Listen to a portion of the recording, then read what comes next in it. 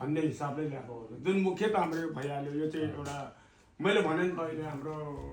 चाहिँ हुनेवाला बेहुलाको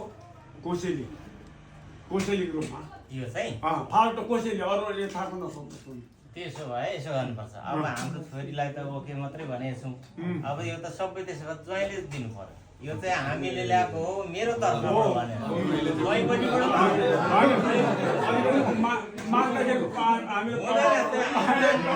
हामीले ल हुन्छ मात्रै भनेको छौँ दिएको छौँ न हामीले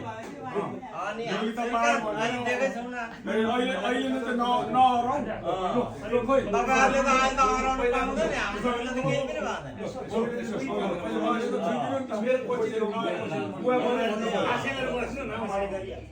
बस्नु अब त्यसो भने हजुरले अब अहिलेसम्म त ज्वाइँ पनि भन्नु नमिल्ने हो भान्जा भन्छु म होइन अब चार्जो माग्दा त दिइन्छ त्यहाँबाट मात्रै पक्का ज्वाइँ हुन्छ यो कुराहरू बुझिराख्नु सक्छ अनि चार दाम बाग्दा त नदिउन्जेलसम्म हाम्रो भान्जा अब भान्जाले अब हाम्रो छोरी चेलीलाई चाहिँ मन पराउनु भएछ ल ठिक छ त मन पराउनु भयो हामी दिउँला भनेर वचन छोडिदिएपछि अब हजुरहरूले कोसेली ल्याएको छ भने यो चाहिँ मेरो तर्फबाट है यो कोसेली चाहिँ भनेर भान्जाले तपाईले भनिदिनु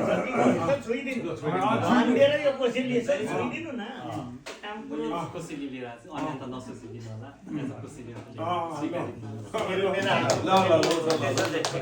चाहिँ मेरो हात